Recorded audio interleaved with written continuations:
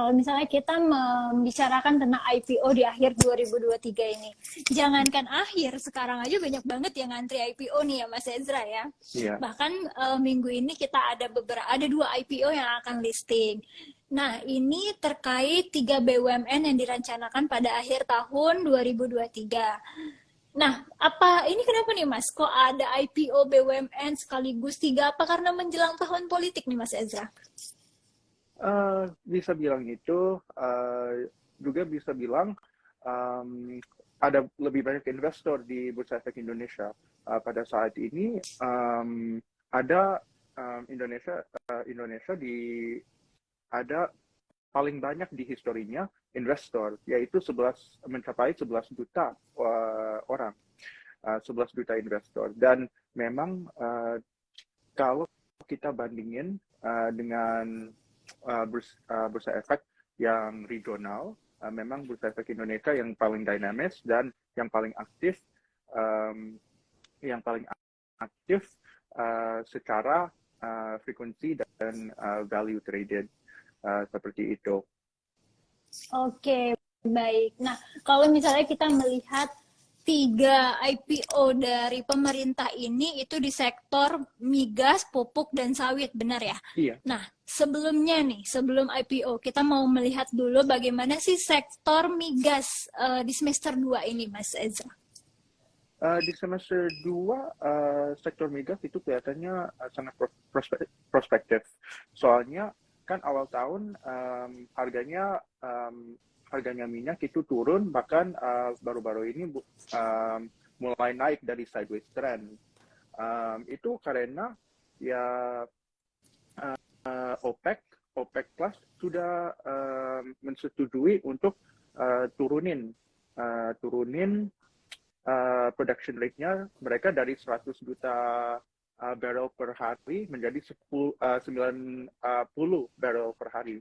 Jadi memang untuk terhadap harga minyak di semester keduanya memang ekspektasinya akan meningkat karena di sisi itu. Oke, baik. Tadi masalah migas. Nah, gimana nih kalau pupuk dan sawit di semester ini nih, Mas Ezra?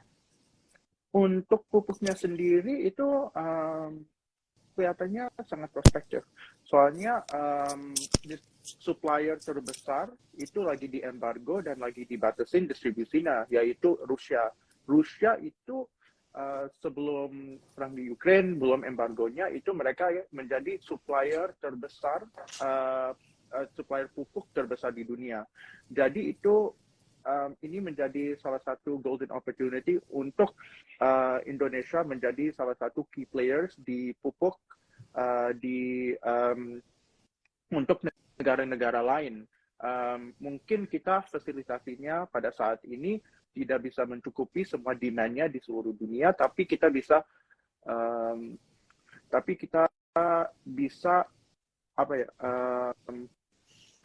catch up kepada negara-negara lain yang menjadi kompetitornya kita dan mendapatkan oportunitas ini untuk menjadi salah satu seperti yang saya bilang sebelumnya key players. Untuk kelapa sawit sendiri kita harus lihat gimana berdampaknya El Nino. Soalnya El Nino bisa merendahkan supply-nya juga. Banyak plantasi di Amerika Serikat, bahkan di regional di Asia Tenggara juga, ekspektasinya untuk supply atau production volume turun karena El Nino ini. Oke, baik. Jadi sebenarnya pengaruh El Nino ini cukup besar ya Mas Ezra ya. Nah, kira-kira dengan keadaan yang sekarang ini, pupuk dan sawit ini waktu yang tepat nggak untuk dilakukannya IPO? Karena khawatirnya dengan sentimen sekarang, nanti ketika menjelang IPO justru malah turun nih, tidak mengangkat nih. Ini gimana nih Mas Ezra? Mungkin itu bisa menjadi katalis positif sih. Soalnya dengan supply yang merendah, demand-nya itu masih ada. Dan karena supply-nya itu terbatas, itu harga komoditasnya itu naik. Jadi memang CPO kelapa sawit akan menjadi salah satu komoditas yang primadona di semester kedua tahun ini kelihatannya, dan juga produk-produk komoditas agricultural lain seperti gula dan lain-lain. Oke, baik. Nah, kalau misalnya kita ngebahas IPO-nya PHE nih, kira-kira akan sesukses pendahulunya nggak, Mas, PGEO? Untuk kita nggak bisa comparein Pertamina Hulu Energi dengan PGEO sih. Soalnya Pertamina Geothermal itu fokus di energi baru terbarukan, yaitu bisa atraksinya di situ, yaitu di energi baru terbarukan dari foreign investor. Itu kelihatan itu bisa kasih portfolio bagus untuk meningkatkan ESG skornya mereka. Tapi untuk Pertamina Hulu Energi sendiri, memang secara bisnisnya itu memang prospektif, terutama karena memang orang-orang masih butuh minyak untuk kontrak untuk di pertambangan, untuk di operasionalnya mereka, dan memang seperti yang saya sebut tadi, memang Indonesia dan Asia Tenggara masih didominasikan dengan primary sector. Jadi kita lagi menuju ke hilirisasi, kita lagi focusing ke downstream menuju ke sana, tapi kita masih didominasikan dengan upstream. Oke, baik. Nah, seperti yang kita membahas tentang hilirisasi tadi ya di sektor hulu migas. Nah, kira-kira selain itu apa aja nih, Mas, tantangan yang akan dihadapi PHE ke depannya nih, Mas? Untuk PHE sendiri, kemungkinan mereka berfokus dengan ekspansikan oil fieldnya mereka, soalnya kita kurang di Indonesia yang tidak, soalnya di Indonesia kurang efisien aja gimana ekstraksikan minyak dan ngelolahin. Mungkin mereka juga akan fokus ke downstreaming, fokusin dengan naphtha cracker atau processing sendiri, nggak usah ekspor ke luar negeri atau di situ import balik BBM seperti itu. Jadi prosesnya untuk Pertamina Hulu Energi kemungkinan PHE juga fokusin ke hilirisasi juga, mungkin dari subholding lain, tapi memang mereka fokusin di bidang situ ke depannya. Oke, baik, siap. Nah, kira-kira dengan IPO-nya PHE ini bisa nggak kita samakan dengan migas kelas dunia nih, seperti Chevron ataupun Petronas nih, Mas? Atau kayaknya masih jauh banget sih, masih butuh perkembangan dan lain-lain. Nah, ini gimana, Mas Ezra? Kemungkinan kita bisa bandingin, tapi Petronas atau Chevron, mereka itu eksploitasi, mereka itu ekstraksi minyak juga, tapi mereka juga seperti yang saya bilang jelasin sebelumnya, mereka juga fokusin dengan downstreaming dan processing minyak. Jadi mereka juga nggak mentah lagi, mereka bisa dipakein untuk aircraft, mereka udah processing. Dan memang di Pertamina Hulu Energi kemungkinan masih ya udah setengah jalan untuk bisa dibandingin ke Chevron dan ke Petronas dari Malaysia seperti itu. Oke, baik. Jadi kalau untuk awal-awal seperti ini sepertinya belum bisa untuk kita bandingkan ya, Mas Ezra ya. Nah, oke. Kemudian kita lanjut ini ke masalah Pam & Co nih, Mas Ezra. Gimana nih prospeknya, Mas? Kalau sepanjang 2023 ini gimana? Untuk saham perkebunan. Untuk perkebunan, seperti yang saya jelaskan tadi, memang di semester kedua lebih prospektif karena El Nino itu batasin supply.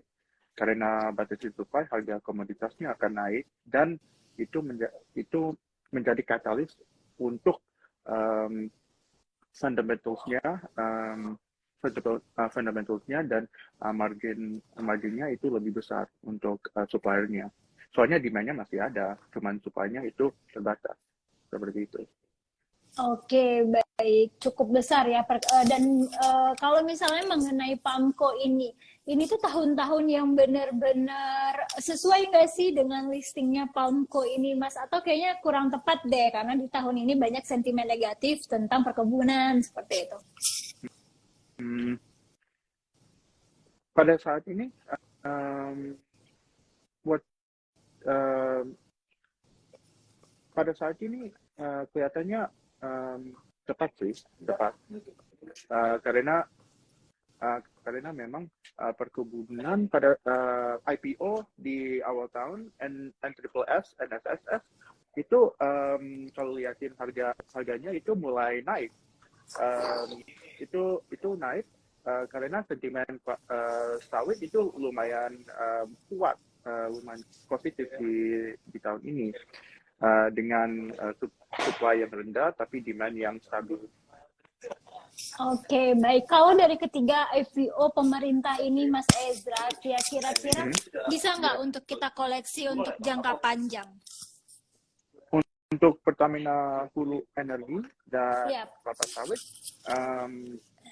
ya, memang. Soalnya meskipun orang bilang kita itu lagi transisi ke new economy dari old economy masih di sini. Soalnya orang masih butuh kelapa sawit, orang masih butuh minyak. Meskipun kita lagi menuju ke transisi ke EV, tapi kita tidak boleh lupa bahwa kontraktor sama perahu sama airplane, pesawat masih butuh minyak. Jadi belum ada elektrik pesawat ya, belum ada elektrik pesawat, belum ada elektrik excavator ya. Jadi kita harus masih didominasikan dengan old economy. Old economy masih berjalan meskipun kita itu menuju untuk adopsikan new economy di teknologi dan electric vehicle dan lain-lain.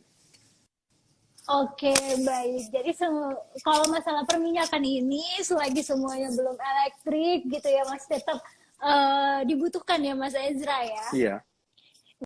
Nah, Mas Ezra, kalau kita ngebahas tentang teknikalnya saham nih, bagaimana nih pergerakan dari BBCA yang kita lihat di pertama tadi ya, di awal tadi pembukaan sampai sekarang itu belum bergerak kemana-mana? Iya, BBCA lumayan stabil sih hari ini. Tapi kalau liatin 1 minggu ke belakang, BBCA itu naik. Dan ini karena sentimen untuk perbankan pada saat ini lumayan positif. Karena ya ekonominya itu lumayan kuat. Bank Indonesia juga pertahanin interest rate-nya kita atau 7-day repo rate di 6,25%. Dan memang consumer confidence levelnya kita sudah juga lumayan meningkat. Perbankan lagi fokusin dengan UMKM juga, UMKM yang memang menjadi source of credit atau yang lumayan marginnya tebal, kita bisa bilang ya. Jadi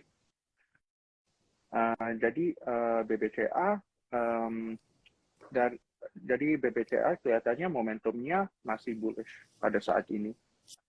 Oke, baik. Kalau misalnya titik masuknya nih, Mas, titik entry-nya, apakah ini di saat yang tepat atau mungkin menunggu support atau bagaimana nih, Mas, untuk BCA? Untuk support mungkin bisa di 9.125. 9.125, oke, baik. Kalau untuk saham big banks yang lain seperti BMRI itu juga sama nih Mas, belum ada pergerakan dari pembukaan pertama sampai saat ini. Kalau ini prospeknya ke depan gimana nih? Untuk BMRI, Iya. untuk BMRI itu sama dengan BBCA. Katalisnya itu sama, mereka itu semua fokusin dengan digitalisasikan infrastrukturnya mereka, dan mereka itu lagi masih memperbaiki itu. Kalau ingat beberapa minggu kemarin ada kasus dengan breach, cyber security-nya kurang ketat. Sekarang bank-bank lain juga lagi fokusin dengan memperbaikin digitalisasi infrastrukturnya mereka secara security, secara pelayanan, dan service-nya mereka taruhin, dan juga features-nya juga di aplikasinya mereka. Tapi selain itu ya BMRI juga focusing dengan UMKM, soalnya margin untuk kreditnya lumayan tebal. Untuk masuk BMRI itu bisa di buy on weakness saja di 5.325. Jadi 5.325 juga. Oke, baik. Berarti ada kemungkinan akan turun dulu ke 5.325 ya Mas Ezra ya? Iya. Nah, bagaimana kalau prospektusnya ULTJ nih Mas? Untuk ULTJ? Iya, ULTJ ini dia mengalami kenaikan atau tidak ya sepanjang tahun ya? Untuk year to date mereka itu mengalami uptrend sih. Mereka mengalami uptrend, dan mereka pada saat ini baru rebound dari 1.894. Tapi kemungkinan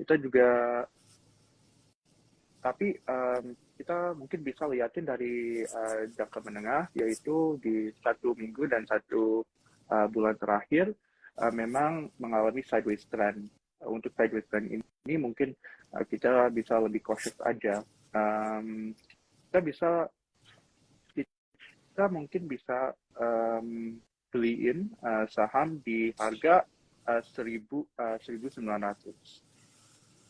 Oke, baik. Di 1.900 ya. Iya. Nah, kalau untuk dari saham-saham tadi buy on weakness-nya itu kita bisa tunggu di minggu ini atau sampai kapan nih jarak waktunya nih Mas?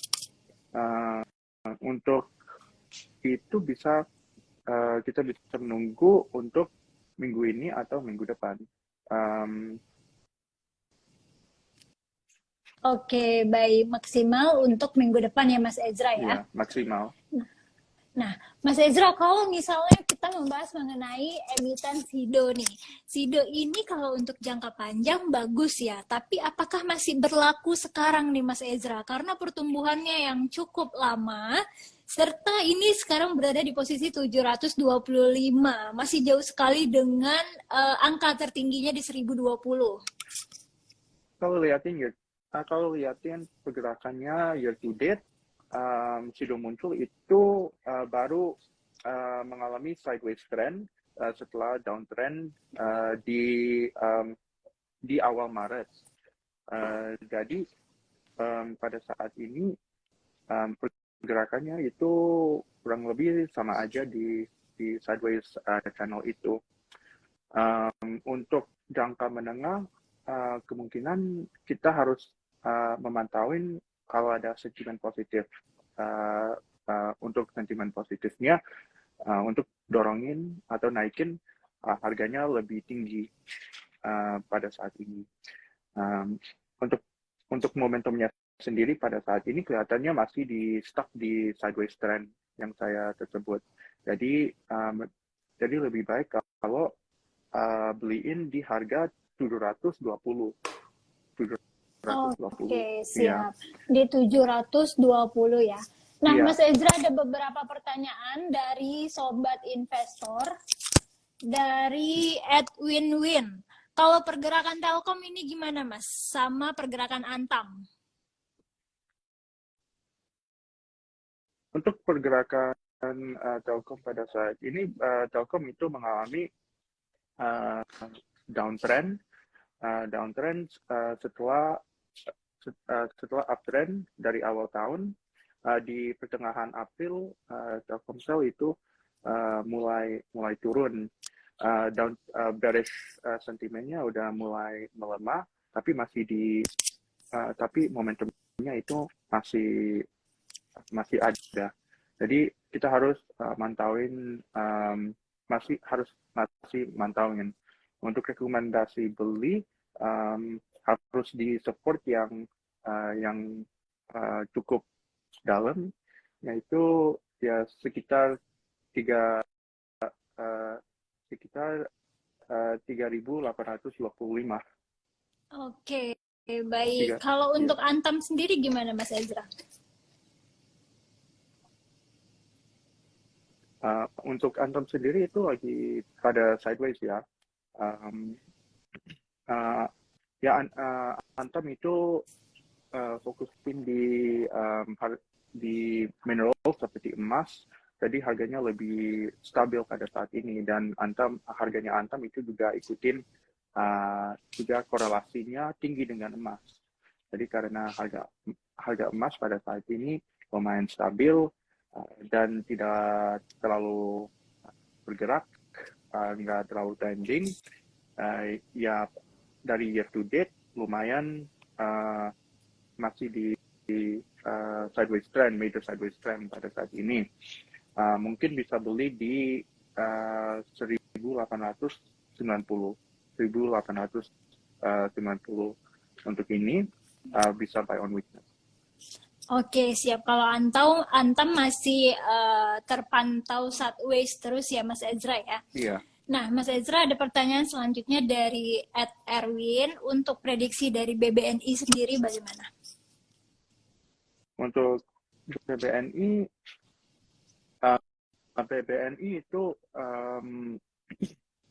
meskipun itu salah satu big four banks seperti BBCA, BBMRI, dan BBRI, selama year to date BBNI itu lebih stabil, itu harganya lebih stabil, dan itu kemungkinan kita bisa beliin di support pada saat 8.700. 8.700. Wow, cukup turun. Ya, Mas, pertanyaan terakhir dari sobat investor dari Randap. Untuk JAR gimana, Mas? JARR emitennya. Untuk JAR agak volatile ya. Gak cuman volatile, tapi market cap-nya lumayan kecil dengan 1,76 triliun, jadi kurang liquid aja. Kurang liquid aja. Kalau memang ya, jadi tapi kalau memang mau masuk ke JAR, kemungkinan bisa masuk di resistance, jadi buy on break di 246. Tapi harus konfirmasi kalau ada bullish sentiment juga. Jadi kenapa harus nunggu kalau udah breakout dari resistance 246. Oke, baik. Mas Ezra, terima kasih banyak Mas Ezra untuk waktunya siang hari ini dan serinya hari ini. Selamat melanjutkan aktivitas kembali. Selamat siang. Selamat siang, terima kasih. Ya, Sobat Investor, itu dia tadi perbincangan kita dengan Mas Ezra Rido Ibnu Tama, Head of Technical Analyst HP Sekuritas, yang belum sempat ditanyain pertanyaan-pertanyaan, nanti kita akan bahas next-nya ya Sobat Investor. Nah, itu dia tadi perbincangan kita tentang IPO pemerintah nih yang akan mungkin akhir tahun ini ya direalisasikan. Tapi jangan lupa nih Sobat Investor, kalau mau ikut IPO-nya tetap baca fundamental ataupun prospektusnya ya. Nah, boleh nih ditonton terus IDX Channel TV dan baca website kita di www.idxchannel.com. Baca website kita di Oke, Instagram dan Twitter di @idx_channel, YouTube di @idx_channel_, TikTok di IDX Channel, serta Facebook di @idx_channel.com. Terima kasih ya Sobat Investor, saya Nadine Hedra, pamit undur diri, selamat siang.